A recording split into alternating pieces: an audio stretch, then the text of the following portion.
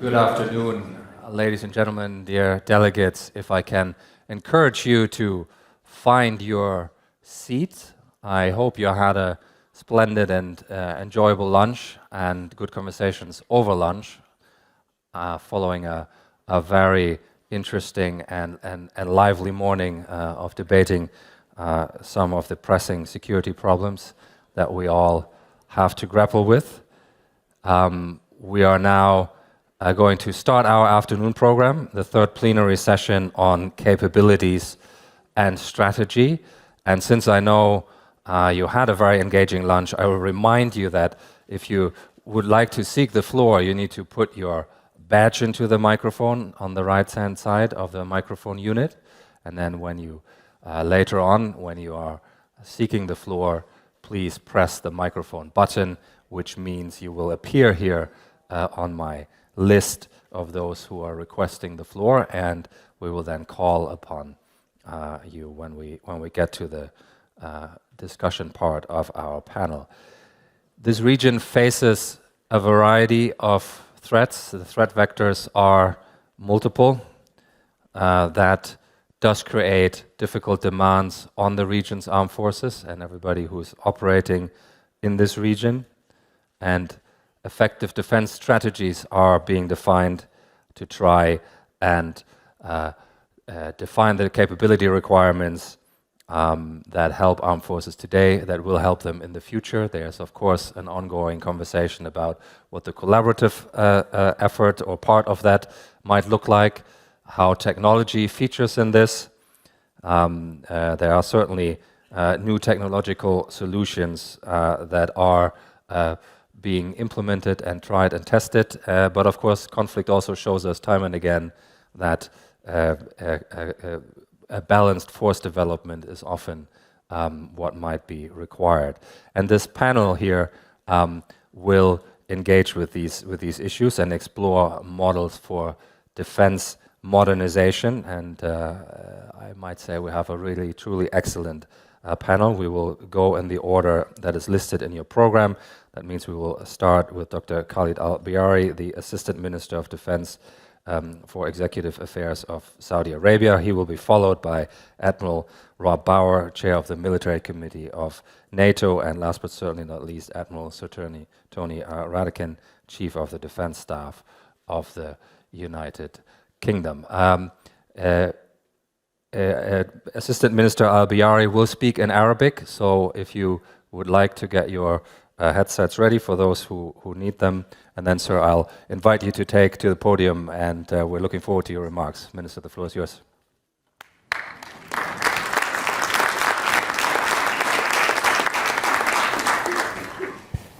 So, good afternoon, ladies and gentlemen. As Dr. Gigrich said, I'll be speaking in Arabic. In the name of God, peace be upon you and the Prophet of God, Majesties, Highnesses, Excellencies, ladies and gentlemen. It is a great honor for me to be with you here at the Manama Dialogue. It is also a great pleasure for me to thank the Kingdom of Bahrain for the very important role that they are playing in supporting and sustaining conferences and dialogues that lead to the exchange of advice, expertise, and consultation regarding issues of importance. I would like also to thank the people in charge of the IISS for their invitation for us to take part to this very important dialogue. In fact, the government of the Kingdom of Saudi Arabia has drawn a roadmap some 7 years ago towards a development, towards a real development, and it has also established the process of an ambitious development towards 2030. In fact, this vision 2030 is based on 3 pillars. First of all, the Arab and Islamic depth of the kingdom, the investment strength, as well as the geographic location that is strategic. In fact, it is also based on 3 main axes, which are the vital society, the prosperous economic, and an ambitious nation. These axes are in collaboration and in harmony for them to achieve the objectives and to mainstream the benefit based on this vision. Ladies and gentlemen, despite the very big impetus that we have had thanks to this vision and thanks to its impact inside and outside of the kingdom, results that we are starting to witness nowadays at different levels, economically, culturally, socially, and different other levels and dimensions. Still, one of the most important elements of these fields was not really deepened, and here I would like to highlight this specific dimension. Within this vision, the Kingdom of Saudi Arabia started implementing the biggest developmental plan for its military forces in order to respond to the speed needs and to guarantee its security. In fact, this development operation encompasses the strengthening of its defense capabilities and giving more than 50% of its expenditure to military by 2030. In fact, the Ministry of Defense encompasses the biggest developmental process or operation since its start through the renewal of its operation work within this ambitious plan. So these are transformations that were built on new, modern, and contemporary principles that look at the future, but at the same time try to open up to all the different concerned parties in the friendly countries in order, of course, to collaborate, to exchange expertise, and to lead the efforts leading to the development of the capacities that will be consecrating security in the area and in the world. In fact, this venture started in 2015 when His Royal Highness, the Crown Prince, was the Minister of Defense at that time. It took 3 years. And at that time, in 2018, the plan or this program started being implemented upon the royal decree to approve the development of the ministry. In fact, the ministry has really made a huge step in taking more than 300 initiatives to achieve the 5 strategic objectives for its developmental program. All these were represented in, first of all, the excellence at the joint exercises and also the performance of the Ministry of Defense, developing also the personal performance and raising the morale of the personnel, improving the efficiency of expenditure, improving the local production, and developing the weapons and the equipments. Amongst these, all these 300 initiatives are within a big document, in addition to the ways of execution, the procedures, and the budgets that are required. Ladies and gentlemen, in fact, this operation manual that was established is considered as one of the most important elements supporting the achievement of the strategic objectives that are included in the National Defense Strategy. This required a new restructuring of the ministry and our armed forces, in addition to an efficient governance to enable us to reach decision-making that would be fast, swift, and some comprehensive resources, and to have SOPs. In fact, this new restructuring is based on 3 principles. First of all, separating the responsibility of preparing and training the forces from the responsibility of leading and commanding the operation. Second, separating between the policy making, strategy making, and plans establishment and its execution on the other hand. 3, gathering the professional experiences and expertise to guarantee efficiency and depth in support services, and implementation of a new mechanism that will be strengthening transparency, supporting separation of power and checks and balances. In fact, we have three specialized agencies that will be working on consultation thanks to the Ministry's strategic affairs and empowering the services for specific services, and another agency for the purchase and procurement.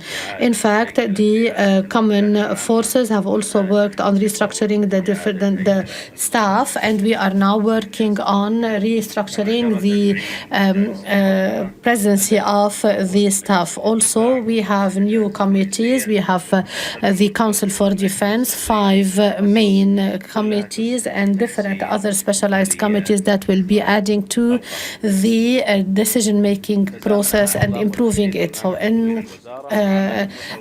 also, besides this, we also worked on the nationalization of some military productions.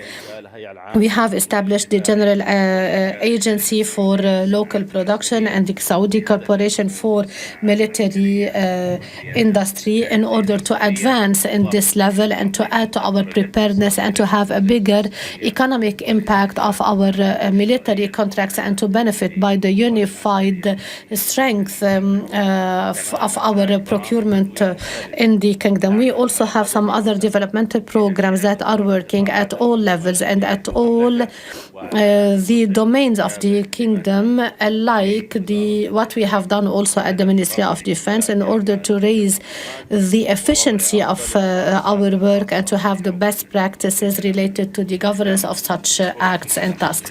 At the end, I would like to thank you very much for your attention. I wish you full success in this conference.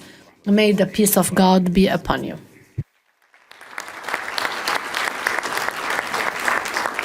Assistant Minister, thank you very much for those remarks. Thank you for locating your military modernization process in the vision that the country that your country is pursuing.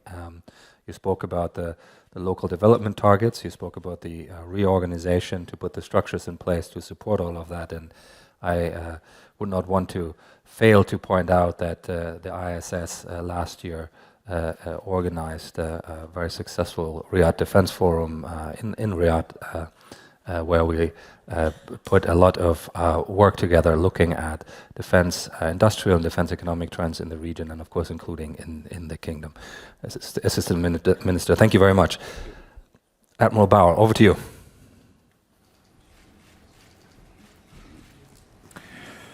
Good afternoon, ladies and gentlemen. It actually feels very good to be back in Bahrain, because after 16 and a half years, I was deployed here from November 2006 until April 2007 as the Deputy Commander of Task Force 150, serving under Operation Enduring Freedom. And I have fond memories of the time I spent here working in a UK-led team with servicemen and women from Bahrain, the UK, Singapore, Germany, France, and Denmark. I still remember the delegation of authority matrix we developed for all the different national rules of engagements for the units that were involved in counter-terrorism activities. And as complicated as it sometimes was, working with national caveats and exceptions, it was a staunch example of how the rules-based international order works in practice. Now, 16 years later, I come back to Bahrain at a time when the rules-based international order is under immense pressure. Early this year, the UN put out a press release stating that the world had entered into a new era of violence and conflict. For NATO, Russia's brutal war of aggression against Ukraine has unfortunately ushered in a new era of collective defense. And this means it is not we, but our adversary who determines the timelines. We cannot determine a level of ambition for ourselves, for when and where we participate in a conflict. We will have to be ready for any kind of attack, in any domain, in any geographical area, at any time. The NATO military authorities have been monitoring Russia's pattern of aggression for many years, and we have adapted our defense planning accordingly. We have several military strategies and plans in place that outline how we will protect ourselves now and in the future against the two main threats listed in the new strategic concept, being Russia and second terrorist groups. However, we cannot stop there. In order to fulfill the sacred task of protecting the 1 billion people on Allied soil, we want and need to invest more time and energy in our partnerships around the world. Cooperation with partners is crucial, because cooperative security is a core task of the alliance, which essentially underpins our other two core tasks, being collective defense and crisis management and prevention. Now, military cooperation with partners means that you have access to new ways of working and different threat perceptions, and that you chip away at some of the unconscious bias we all have. If there is one thing we have all learned from the past couple of years, it is that things you think will never happen can indeed happen. And that is why the theme of this year's conference is so well chosen: risks and rewards of strategic diversification. In the run-up to the NATO summit in Washington next year, NATO is actively looking for ways to strengthen and deepen its partnerships in our southern neighborhood. And we are not starting from scratch. We have decades of cooperation to build on, ranging from information exchange, military education and training, to operating side by side in a NATO mission or operation. And we are closely cooperating with our partners in the frameworks of the Istanbul Cooperation Initiative and the Mediterranean Dialogue. Kuwait, for example, hosts the NATO ICI Regional Center, a platform for political dialogue, as well as training and education. Our ties are close also in times of need. NATO will never forget how our partners Kuwait and Qatar assisted in the evacuation of thousands of NATO personnel and dependents under Operation Allied Solace. A friend in need is a friend indeed. With the global security environment being as volatile as it is, I believe it is time we intensify our partnerships and take them to the next level. Why? Because we all have a stake in upholding the rules-based international order. This order was created after 2 world wars, and now that the tectonic plates of power are shifting again, we have to be careful to not forget the lessons of the past. Great power competition should not be fought on the battlefield. It needs to be resolved through diplomacy, and if that fails, in the courtroom. The reason I and so many million men and women in uniform choose to serve in the military is not because I believe war is the answer. It is because I believe that strong deterrence is the best way to prevent war. Military cooperation creates strong deterrence for all parties included. And that is why NATO wants to deepen its partnerships in its southern neighborhood. We are keen on cooperating more, for instance, in the areas of maritime security, counter-terrorism, border security, cyber defense, counter-improvised explosive devices, climate change, migration, food and energy security. Since this panel session is about defense modernization, I want to briefly touch upon something Dr. Al-Bayari and I discussed yesterday. Modern warfare is just as much about bits and bots as it is about mud and blood. Armed forces around the world need to work on finding the right balance between larger volumes of low-tech and smaller volumes of high-tech weapons. We see it in Ukraine, where World War I trenches and artillery barrages are being combined with drone attacks assisted by artificial intelligence. It pits quantity against quality, and in order to be effective, you need both. As General Zaluzhny, the Commander-in-Chief of the Armed Forces of Ukraine, has rightly made clear, Ukraine can only win this war if its partners continue to provide high-tech as well as low-tech support. And it was also apparent on the 7th of October, when Israel's very high-tech surveillance and defenses, some of the most sophisticated in the world, were not able to detect Hamas low-tech attacks. Modern warfare cannot only be about artificial intelligence, quantum computing, and robotics. The human factor is just as important. If nothing else, it is the only way to assess not only what is happening, but also why. Speaking of the human factor, one final point I would like to make is the importance of close cooperation between the top political and military level in the modernization of defense capabilities. Close cooperation and consultation between the political and military level allows us to ensure that what is politically desirable is indeed militarily feasible, and the other way around. At NATO, we have institutionalized this. The NATO Military Committee brings together representatives from 32 armed forces who provide unfettered military advice to the North Atlantic Council. Coordination with the political level not only leads to a better and faster decision-making process, it also enables military capabilities to be part of a whole-of-government approach. This is truly essential in the current security environment. Here, too, we are keen on learning from our partners. And in that sense, nothing has changed since I was last here 16 years ago. The rules-based international order is still the only way to promote peace and stability in the world. I still firmly believe that international cooperation is the best way to achieve that.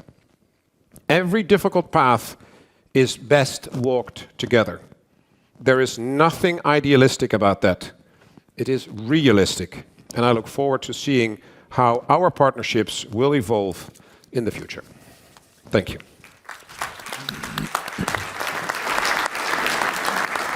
Thank you very much for those remarks, and first of all, for reminding everybody that the NATO strategic concept does talk about Russia and terrorist groups as the key concerns. I think your call to intensify partnerships in the southern neighborhood is an interesting one, and we will see whether maybe people in the audience want to pick you up on that against the areas for potential cooperation or the specific areas that you highlighted there. And thank you for closing with that reminder that the human factor matters a great deal for capability and for capability development, and to underline that you need that political military consensus on what is to be achieved here to be successful. Thank you very much. Admiral Radican, may I turn to you, please?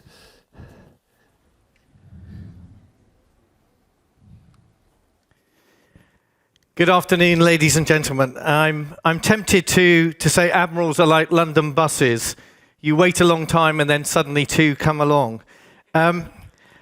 It's very good to be back in Bahrain, and thank you to both the Kingdom and IISS, and to everyone who has made both me and my team feel so welcome. And like Rob, Manama certainly feels like home from home for many of us in the British Armed Forces. I spent a great deal of my time in Bahrain in the first decade of this century in support of coalition maritime security operations, and later when I was training the maritime forces of Iraq. Today we meet in the shadow of last month's barbaric attacks by Hamas. Attacks which demonstrate the threat posed to Israel and the vulnerability felt by Jewish people worldwide, but also the simmering tensions and long-standing inequalities that exist in Palestine and which resonate so strongly across the Arab world. So my premise today is threefold. First, that these are extraordinarily worrying and dangerous times for this region, but also more widely. The situation in Israel and Gaza is emblematic of a febrile and agitated world and an international order that is under increasing strain. Second, our strategy must be to rediscover the power of statecraft and to position ourselves in a way that best aligns our collective economic, military, and diplomatic efforts in support of the international system. And third, I'd like to briefly explore what this means for the United Kingdom's defence strategy, how this is transforming our military capabilities, and the opportunities that are opening up for even closer partnerships in the Gulf and beyond. But let me start with the events in Israel and Gaza. The United Kingdom has been very clear that we support Israel's right to self-defense. They are entitled to bring the perpetrators of such horrendous acts to justice and to defeat the existential threat posed by Hamas. But we have also pressed Israel to ensure its campaign is targeted against Hamas leaders and military infrastructure, to allow aid to enter Gaza, and to ensure their actions are proportionate, necessary, and minimize harm to civilians. Over the past month, I've spoken with fellow chiefs across the Gulf and the wider region. The mutual candor with which we can discuss our response to such a complex and fast-moving chain of events is reassuring. And the priority of the British Armed Forces is to work with our partners to reinforce stability and prevent escalation. We have increased our military presence to deter those who would seek to inflame tensions and to provide a means to respond to the humanitarian crisis and protect British citizens as needed. This includes a naval task group in the Eastern Mediterranean, primarily for humanitarian support. And the Royal Air Force recently flew to Egypt to deliver 21 tons of aid for Palestine civilians, which is a part of a £30 million increase in humanitarian support for the occupied territories announced by our Prime Minister. These military commitments reflect our broader economic and security interests in the Middle East and the consistent presence of the British Armed Forces over many decades. Together, we now face an arc of instability stretching from the Eastern Mediterranean to the Gulf of Oman. This alone is sufficiently serious to warrant the attention of responsible nations everywhere. But the events of the past few months are not occurring in isolation. They are occurring at a time of rising tension in the Western Balkans, increased confrontation in the Taiwan Strait and South China Sea, ever more bellicose rhetoric from Tehran and Pyongyang, and a succession of coups across Africa since the start of the decade, most notably recently in Gabon and Niger. Meanwhile, the war in Ukraine grinds on towards its second anniversary with no easy resolution in sight.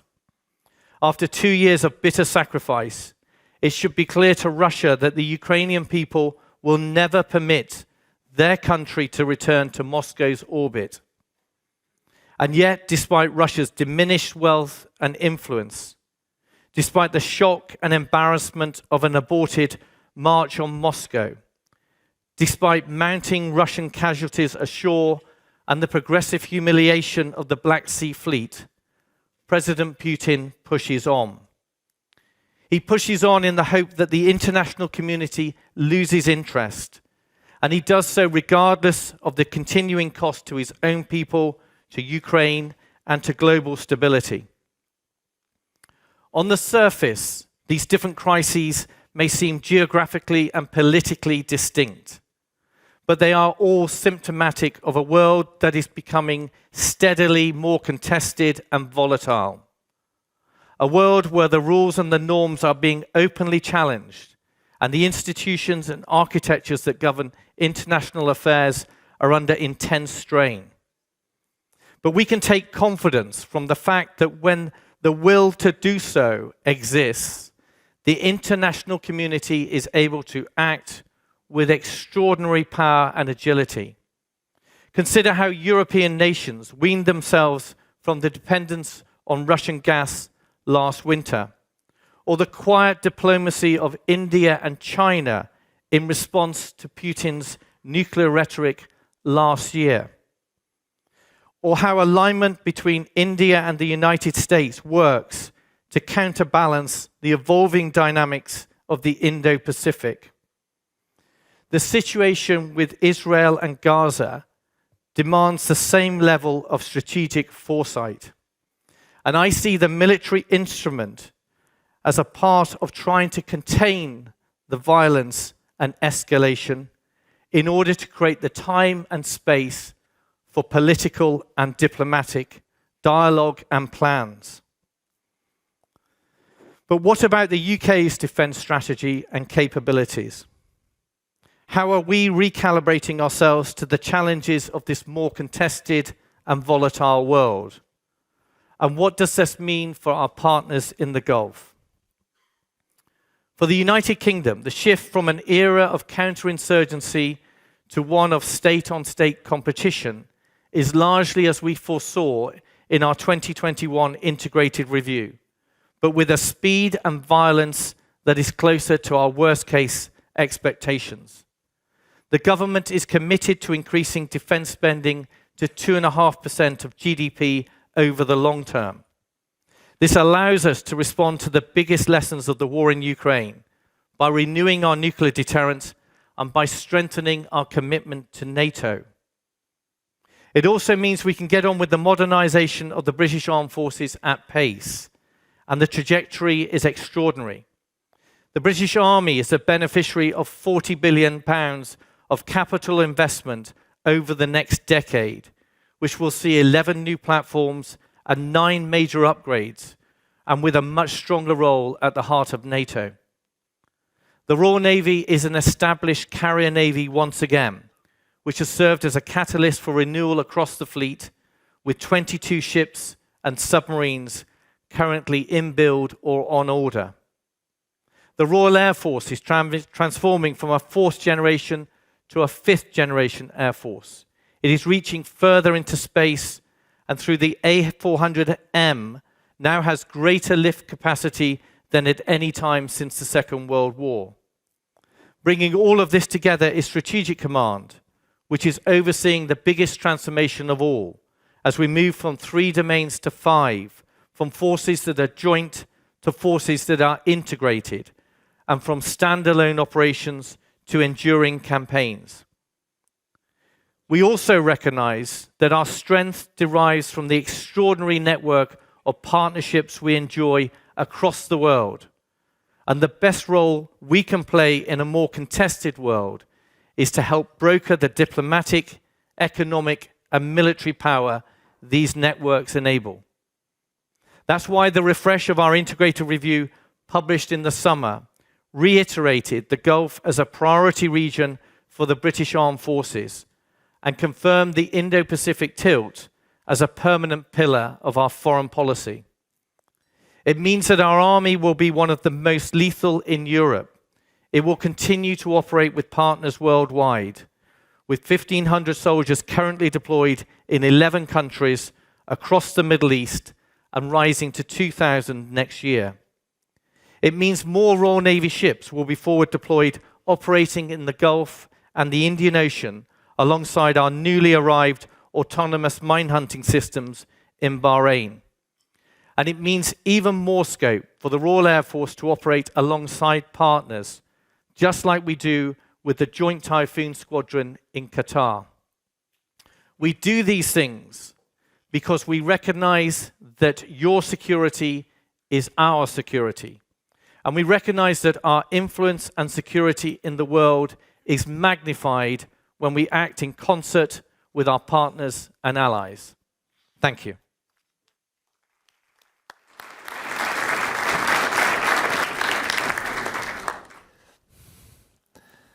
Admiral Radican, thank you very much for those remarks. I think you made a really interesting point there when you said the mutual candor is reassuring. It is sometimes the currency in which partnership can be measured, I suppose.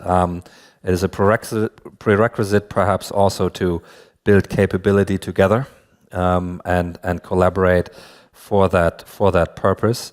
I think the pattern that you outlined that connects the crisis as you went around the world almost to underline how rules and order are under pressure in that more contested and volatile world, I think is also something that people will hold on to.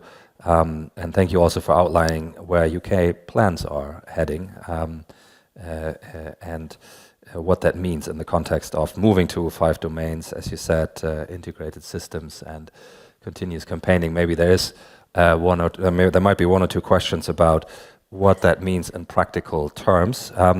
We now have a good 40 minutes for discussion, and we will proceed in the usual way. I will take a few questions, and then I will return to the panel, and then we'll see whether we can get a second round in. But first is from India, Kanika Rakra, please. The microphone is live. Hi. 2 questions, one for Dr. Bayari. China is the 5th largest arms exporter, and I was wondering if it figures in the Saudi understanding of strategic diversification. So just your comments on that. And a question for Admiral Bauer. When in engaging with defense modernization, could you maybe give your understanding of how ethical considerations are being understood by militaries? Thank you. Thank you. Thank you very much. Next on my list is Robert Wall from the US and the IISS. Robert. Yeah, hi. This question is for really anyone on the panel, but you've talked about the changing threat environment, and I guess my question is, defense budgets are going up generally, certainly in the West, but it seems like the threat diversification is outpacing the budget increases.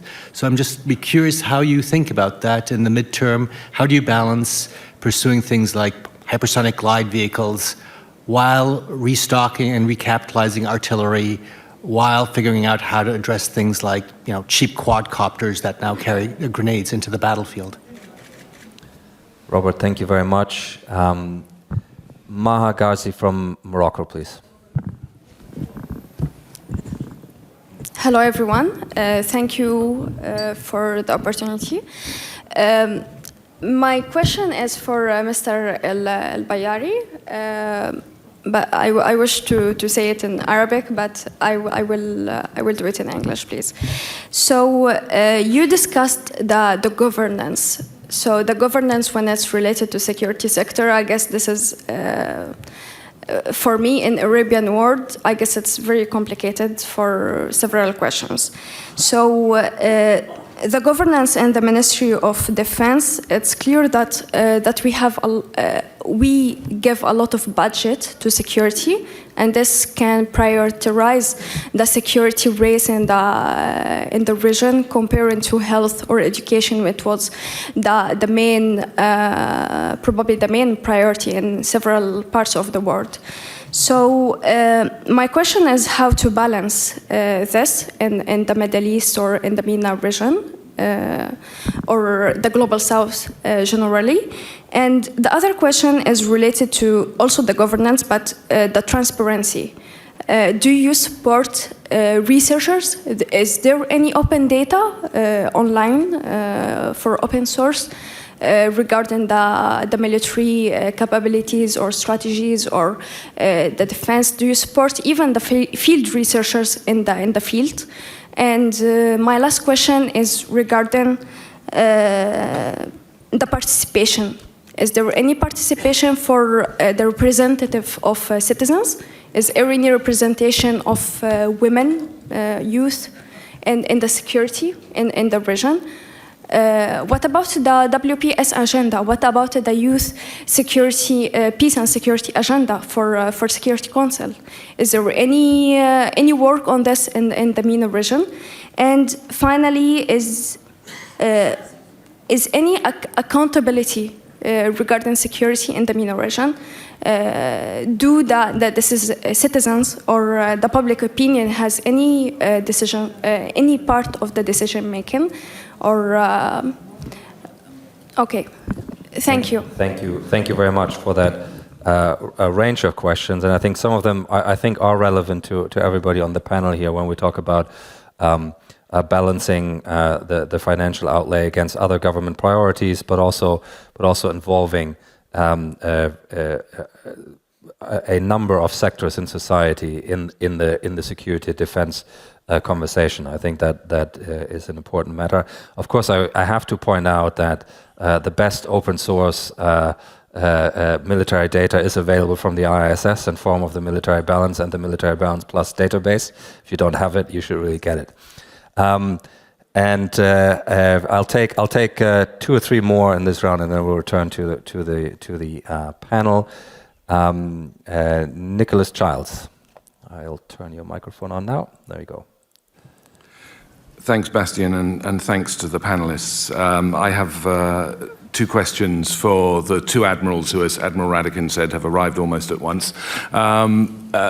To Admiral Bauer, you talked about, as far as NATO is concerned, this being a time to intensify partnerships in the region. I wonder if you could say a bit more about the extent to which NATO is looking at intensifying partnerships and maybe commitments into this region for whatever reason to support security. You talked about your own time here supporting maritime operations when NATO actually had a maritime task force here to do counter-piracy operations in this region. And Admiral Radican, you talked about the UK's bolstered maritime and military commitment into the region in response to 2 events since 7th of October. But you also talked about the context of a broadly more contested and volatile global environment. And I just wondered how you can sustain but also balance your commitments over the longer term in the Euro-Atlantic, in the Indo-Pacific region, and here in the Middle East, 3 key areas of interest over time, given limited resources, and therefore how you envisage, in more detail perhaps, the continued UK commitment into the region. Thanks very much.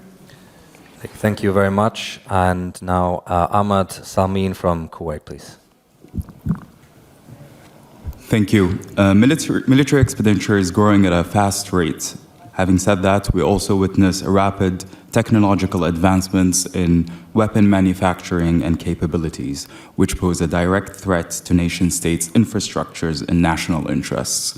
So my question here is, what strategies have been adopted to deter non-state actors from attaining newly developed weapons, such as autonomous weapons, and the use of new technologies, such as 3D printing and so forth? Thank you. Thank you very much, and I'll take 1 more, and then I'll return to the panel. Ahmad Al-Safar from Bahrain. Thank you very much. My question is to Admiral Radican. You talked clearly about the UK's policy about supporting Israel and its right to defend itself. But today, the numbers, obviously, we are facing a disproportionate response in terms of the aggressive and attack to Gaza, which definitely is hitting civilians, disarmed civilians, vulnerable children and women. I'm curious to know your response to that, since there is obviously an imbalance. And the extension to this is, how can we guarantee there is no overspill to that violence to our region? Thank you. Thank you very much. Let's return to, I think we'll have time to come back to the room for a second round. But I'd like to get a few responses in now that we have collected a few thoughts from our speakers from the floor. Questions in all directions, but I think Assistant Minister Al-Bahrani has a slightly larger share. So, Assistant Minister, I'll ask you to start with your responses, and then Admiral Bauer, and then Admiral Radican. Minister. Yes, thank you, Doctor. As it relates to the question from the lady from India, wasn't very clear to me. Was it the diversification of supply? Where does China fit in as a defense supplier in your thinking? Okay. Well, the procurement process now within Saudi MOD is governed by very structured process where requirements are gathered, checked against agreed upon plans, and then our procurement organization will take the requirements and many cases float RFIs and RFPs to really get the best system or supply or service that would fit the requirement. Okay, so we don't have restrictions as it relates to the source of the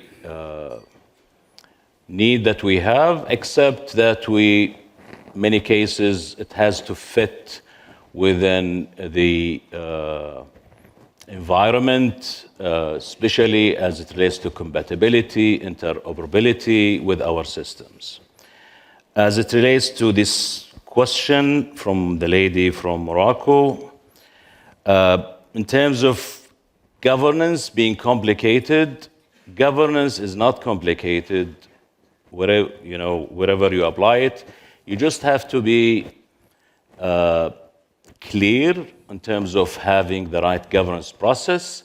We have practiced now governance in a new form within our Ministry of Defense, where there is very clear processes that we follow across the board, regardless if we are talking about a procurement process, an HR process, a finance process, and such a process will go into the boards I mentioned in my speech. Discussion take place. There's a check and balance within the whole process, and with high probability that you get to the right decision at the end of the process. So no more ad hoc committees that we used to have. It's a very structured approach. Now, the next question was about balance of how much we spend on defense versus health and education. I think this is a very good point. Over the last 3-4 years, we have been developing our 10-year plan, which is a financial ceiling for our budget. Before such a budget get approved by our central government, we have to go and answer so many different questions. Questions relating to the cash flow of the country, related to the impact that this budget will have on job creation, on number of things. So the process we use actually to acquire our budget takes into consideration all the requirements that the government needs. As it relates to, I think there was a question on the representation of women in the Ministry of Defense. As it relates to the newly created Ministry of Defense, the 3 deputyships that I mentioned, there's a very good representation of women in there across the different departments. We have, for example, in our health organization, which is, by the way, a large organization. We have 65,000 people actually in our just health organization in 25 hospitals. Our HR department now has lots of women in there, our strategic communication, our legal, our strategic policy and strategy, our procurement. We started also in the military side now recruiting women, and so there is an increasing by the day the percentage of women who are serving in the Ministry of Defense and also in the armed forces. I think these are the ones I quote, so I'll leave the rest for the admirals. Thank you, Assistant Minister. That's very good. Admiral Bauer. I start with Robert Wall, who started about threat diversification versus the growing or in line or combined with growing budgets. I said a little bit already about larger amounts of low-tech weapons and smaller amounts of high-tech weapons. I think that is one of the things we will have to look at, because a 10,000 euro drone kills a 10 million weapon system. And to kill a 10,000 euro drone, you have to use a $4 million missile. And that is something we will not be able to continue to do if we are, so we have to look at both sides. And therefore, we use in NATO an organization that's called the Allied Command Transformation. And they look ahead in terms of the future. So they have developed the NATO warfighting capstone concept, which is basically how do you deter and defend against the threats in the next 20 years. And they look into capability development. And that's not only them, it is of course also the allies themselves that do a lot on that. So it's the combination of the allies and NATO who look at this. And then of course NATO is looking with Diana into deep tech, into the sort of future with regard to these erupting technologies that are disruptive. And there's now a lot of money available for startups to work on the solution against those threats, basically. So that is basically part of the answer towards. It is about choices, and so if there is a wider range of threats, we will have to look at different solutions than just the sorts of weapon systems that we have. And yes, even the 2% with regard to collective defense is most likely not enough. So therefore, we will have to look at solutions that are not always necessarily more expensive, but are more effective to certain threats. That is one. Second, Mr. Childs asked a question on partnerships and how do you want to intensify this? Let me start by saying, for example, that Ukraine is being supported by 50 nations.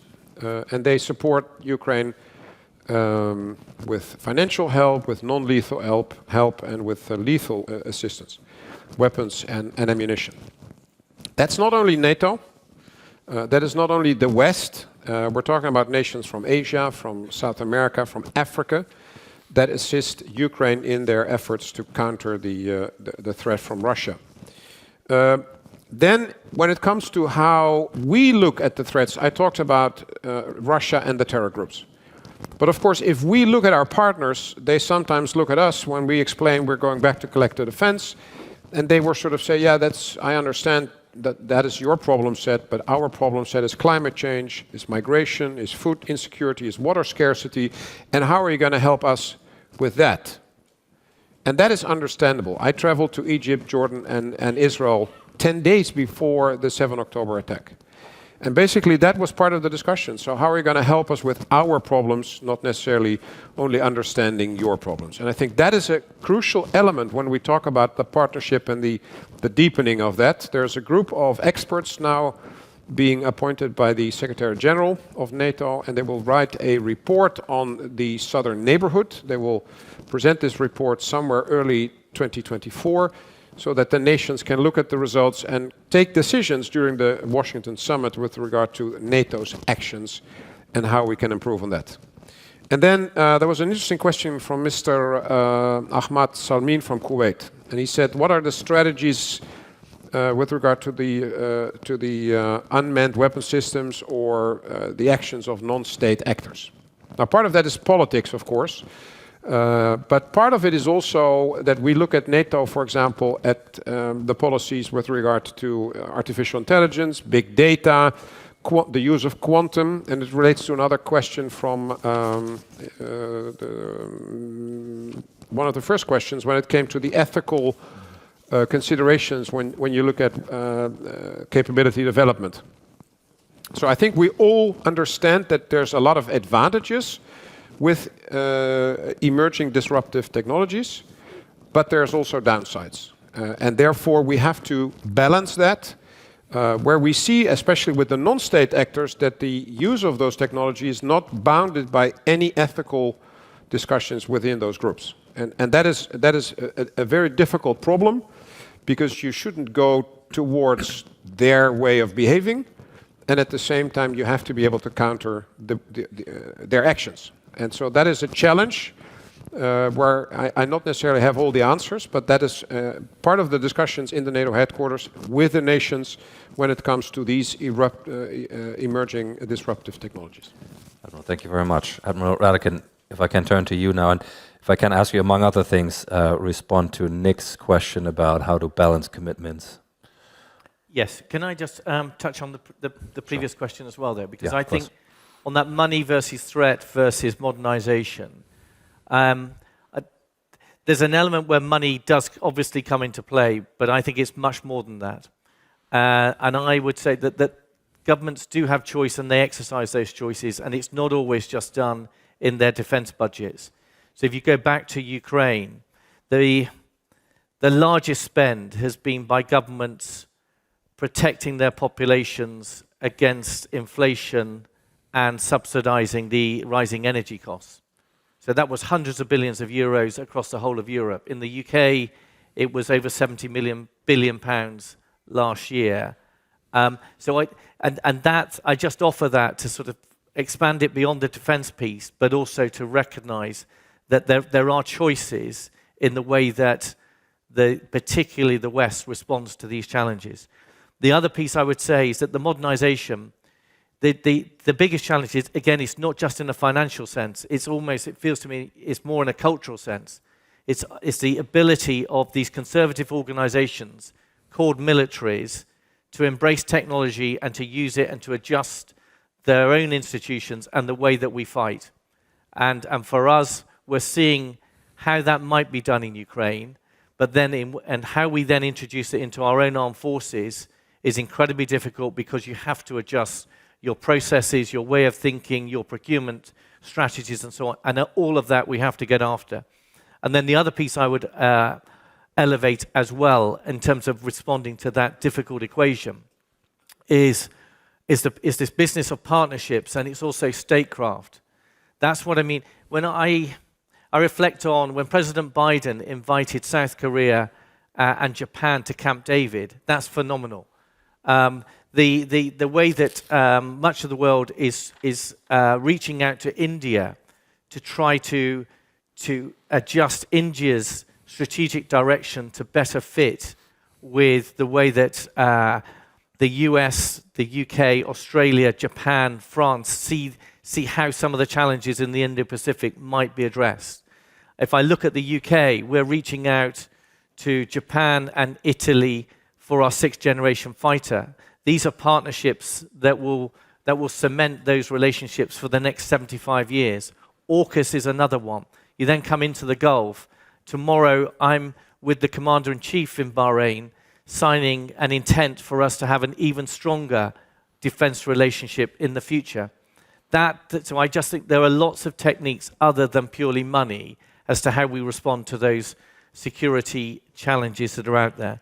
To Nick Charles' point about balance, again, I think some of the response to those challenges that we have is partly the partnerships, but I also think it's about doing differently. If I use this region, we have a frigate that we now keep here permanently. Previously, we would have a frigate that was training to be here, a frigate that was here, and a frigate that was on its way back and recuperating. We now have a frigate that stays here the whole time, and we have 2 crews, and we push them through. We've got 2, they're small offshore patrol vessels in the Indo-Pacific. In the past, we would bring them back for their maintenance, which basically means by the time they got there, they'd have a couple of months and then they'd be turning around to come back. And the danger is that you pass some of the best dockyards in the world in order to come back to your UK dockyard to do your maintenance and recuperate the crew there. Actually, modern ships means you can keep the ships deployed pretty much at sea for most of the year, and therefore you have a different crewing policy, a different support policy that then allows those forces to stay there. And then I think that's the same with the way that we're looking to operate our army, the way that we're looking to operate our Air Force. That combination between the Royal Air Force and Qatar, the way that we have a British Army and its ability to deploy around the world and its ability to fuse together some of these strategic partnerships, again, becomes extraordinary. We signed last year a relationship with Japan so that we have reciprocal access rights in terms of how we can utilize our forces. We signed a similar arrangement with France so that we can share each other's bases around the world. We've signed something with India so that, again, we can have the logistics and maintenance support from India. It's as well as using our forces and getting more out of them, it's also about doing differently and saying, what is it that we're trying to achieve? And quite often, what we're trying to achieve is that we're partnered, we will respond if things get difficult, and we have the capacity to respond. But that doesn't mean that you always have to have the physical forces deployed and in that area. And then to the very fair question about proportionate response and Israel-Gaza. I'm very cautious of getting into a specific legal argument on a public stage. So forgive me for going into the generics. But the generics of a proportionate response is much broader than adding up, very sadly, the tallies of how many people are being killed and how many people are being wounded. It's much more in the proportionality of whether or not a country has a right to defend itself and how is it going about that, and what is the threat and how is it combating that threat. And then it is the manner in which it is doing that. Is it doing it in a proportionate way, not only in terms of numbers of casualties, but the manner in which it conducts that? Is it doing it in a humanity way, and is it doing it in a respectful way that respects international law? We've been very clear that we expect, with all of our partners and allies, that international law will always be respected, and the law of armed conflict, again, will always be respected. And I think that's been an extraordinarily clear message from the UK government all the way through. And then the final point that you mentioned was, how do we avoid this spilling over? Well, I think the military can contribute to trying to contain, to trying to be there in case it does start to expand, trying to deter that expansion. But also, I go back to that the military, I think, are trying to create the time and space for the diplomats and the politicians to play their role in avoiding overspill as well. And the military can't do that on their own. It very much has to be combined with the other levers of power. Thank you very much. We must close the session at 3:30 because our next plenary session will start right after this one. So I will take a few more. I will prioritize those who haven't had the floor yet, and we'll get a few more in that way. Next one is Ibrahim Jalal from Yemen, please. Thank you. Over the past 3 decades, we saw sustained proliferation in the numbers and capabilities of hybrid paramilitary groups in the Middle East, regardless of the varying levels of peace and conflict cycles. And with that non-proliferation of pro-Iranian groups, in position of conventional and non-conventional capabilities, flying over the territories and airspace of neighboring countries, and engageable in, instances of regional escalations, as we saw in the past month. And across the Mediterranean and Arabian seas. So from defense and security points, how should these transnational threats be strategically understood long-term, engaged, addressed, and deterred above all? Thank you. Thank you very much. Maya Nouwens from the Netherlands. Thank you very much, Bastiaan. My question is for Admiral Bauer and Admiral Radican. You've both spoken about the need to develop the right mix of capabilities for a growing range of threats. But surely there's also something to be said about the growing pressure on defense industry to deliver at pace and in increasing quantities. So how are NATO and the UK working with defense industry to deal with these challenges? Thank you. Thank you very much. And from the US, Basima Halawi-Rowe. Thank you. My question to Dr. Khalid Al-Bayari. I witnessed the transformation in the Ministry of Defense in Saudi Arabia during the past 5 years. As you know, for every transformation, there is a challenges. with legacy, people resist to change. So what are the most significant challenges that you encounter? Thank you. Thank you very much. And from Germany, Sandro Geiken. Yes, thank you. My question to Admiral Bauer. Innovation, especially in continental Europe in defense and intelligence, is still mostly up to startups because the old defense industry is a bit too slow and too scared. But startups still face a lot of very difficult structural problems, mostly to do with procurement, which when the European government takes still up to 4 years, with NATO up to 10 years. And startup support programs are cute, but they pale a bit in comparison to what is needed financially for these companies to pay salaries and R&D for 5 years. So the question is whether NATO has a larger plan for an innovation strategy, probably going down to nations as well, and whether the cooperation with the South might include cooperation in innovation to help startups and innovative companies to get to contracts faster and to get to funding. Thank you very much. And I'll take one more. James Hackett from the UK. Bastian, thank you. Most of the questions I'd originally written have now been asked, so I'll go to my reserve list, and that's to Minister Al-Bayari, if you could be so kind as to address the questions of what lessons you've learned from Ukraine and your own operations in Yemen in capability development terms, and particularly with the proliferation of, as we've seen even in this region, of direct attack munitions and growing ballistic missile developments. Do you think what's the Saudi view on the likelihood or otherwise of a more regional push towards integrated air and missile defense? Is this likely to move the dial? Thank you. Thank you very much. And a quick one from Mina Al-Orabi from the UAE, please. Thank you. My question echoes other questions about the asymmetrical warfare that we're seeing, but particularly I want to ask about Afghanistan. And more than 2 years after withdrawal and the Taliban coming into power, it would be good to know what sort of assessment NATO has made about the war that was in Afghanistan, what lessons were learned to help with strategy. And also for Admiral Radican, if I can ask you please, what your current assessment is for the security threats in the region with the ongoing war in Gaza, the terrible ongoing war in Gaza, whether you think the possibility of a regional escalation increasing, as Dr. Anwar Gargash said in the previous session, the longer this war goes on. Thank you very much. Excellent. We'll now have a final round. I'll go in reverse order and ask our three panelists to respond. You each have 2.5 minutes, so be selective where you need to be.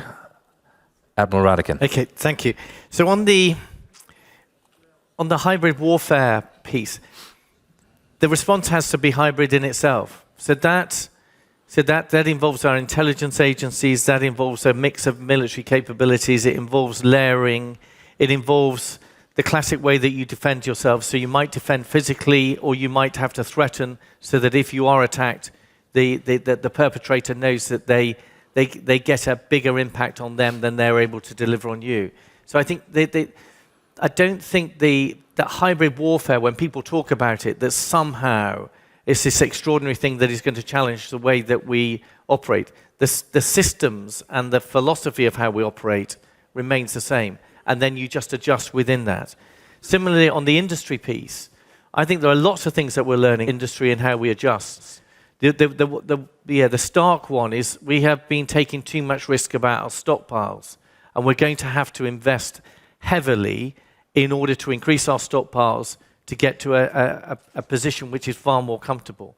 But then we're also learning that there are some things that we can do quickly. The provision of just a different way of procuring. So can we just reach out to smaller companies? Can we embrace the larger companies to go faster by saying, there's a couple of things that we've done for Ukraine, 6 weeks to develop certain drones with a certain cost price, and then come up with a ConOps inside 6 weeks. Then you've got a couple of months to prove that the thing works, and then it goes forward to Ukraine, and they see how they can utilize it on the battlefield. We're learning that actually we have industry and the capacity to do that. And then in the traditional space, we've got to acknowledge that we have an industry that we have been disinvesting in over such a long period, just by dint of the way that budgets have been shaped and gone. And that actually, if we're going to adjust that, then we're going to have to go into a closer partnership with industry. We might have to give much longer contracts, much more assurance for them to make that adjustment so that they can have long-term investment. And we have to acknowledge that the defense industry that we have may not be as agile as we would all want, but in order to create that agility, then we're going to have to provide more certainty for them to be able to adjust. And I don't think that can be done quickly. And then Very quickly. That was it. No, I'll stop there. Okay, thank you. Admiral Bauer. Thank you. The defense industry. I think there's a lot of things that needs to improve. And it's not only on the side of the industry, it's also on the side of the governments. I think the governments have been focusing on efficiency, accountability as two holy grails for the last 30 years. And nobody looked at effectiveness. And I think that has to change. I think we have to understand that there are strategic reasons why you sometimes have to pay for things without a product necessarily coming out of it. For example, the availability to scale up production is one of the things that governments must invest in, because you cannot leave that to the industry, because there is only one customer in the defense industry, and that's the governments. So it's not an open market at all. So if we want to have the ability to scale up because of a war, then we need to have factories that probably are empty and doing nothing for 10 years. But when it's necessary, they need to be up and running within a month. And that is an investment where maybe most likely the governments have to invest in for strategic reasons. Now, everything was based on just in time, just enough for the last 30 years in industry. And so everyone is looking at efficiency in the industry, because stocks is dead money is stupid. Well, we've seen in the pandemic that with medical equipment and in a war with military equipment, it is good to have stocks. It's necessary to have stocks. So we need to change that. And it's also the attitude of the private sector. I think the private sector for 80 years did not have to think about security, because the factory would be there tomorrow morning. In Ukraine, the factory can be gone tomorrow morning because of a missile attack.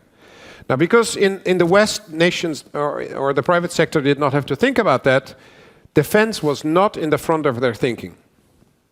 But for strategic reasons, private investors need to think that it is important for them and beneficial to invest in defense. So I think there's a lot of things that need to change. Governments need to become much more flexible, not only look at money, not only look at accountability, but also at effectiveness. So the two of them have to work towards solution. That's very important. Then in terms of the question on the Houthis, I think that was an interesting question. So there is weapon systems being fired by an organization that is not a non-state actor, and it's fired towards a state through a number of countries over international water. And who is doing what in that sense? I think it is a difficult question.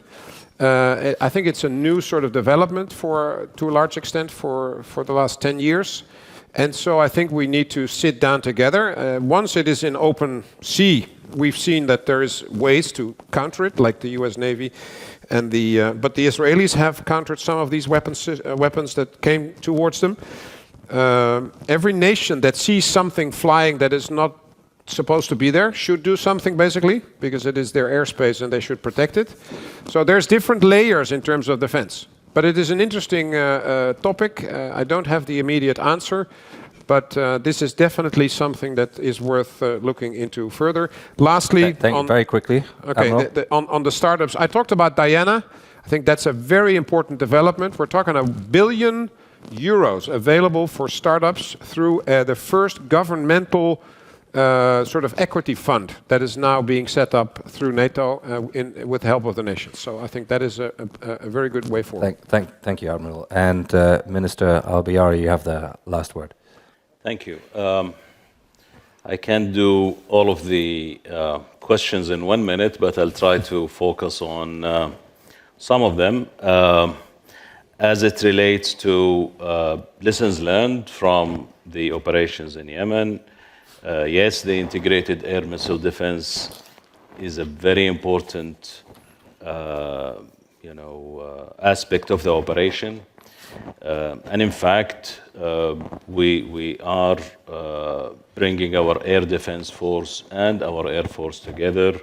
That clearly will take time, but we've started the process. There are lots of other lessons learned. I'm not going to go and dwell on them here.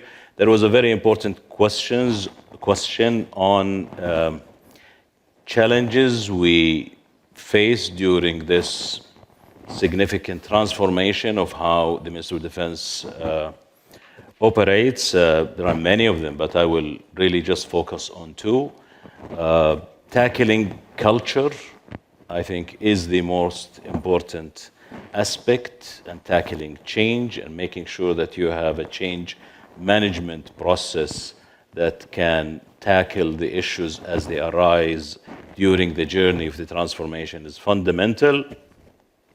Add to that having the right resources, because when you go in a transformation as big as what we are going through, you need to have access to resources that do not exist in the organization.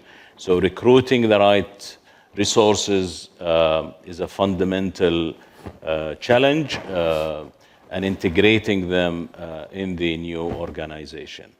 There was this question about the new evolving threats and how to deal with them. There is no magic answer, I think, yet. However, I'm a bit critical of the military industry. I worked in the military industry myself for almost 18 years, and I think the way the military industry is structured now will not be able to cope with the changing threat profiles that we foresee. Therefore, I think a new way of doing business ought to be looked at. I think the military industry need to learn from other industries who manage to evolve in a much faster fashion, and implement and start really getting the new technologies to drive the way they go into operation. Definitely there are things that we have to worry about in terms of military standards that we put, but I think collectively we ought to relook at the way that the military industry is operating. I think that's... Minister, thank you very much. Thank you. Excellent. Thank you.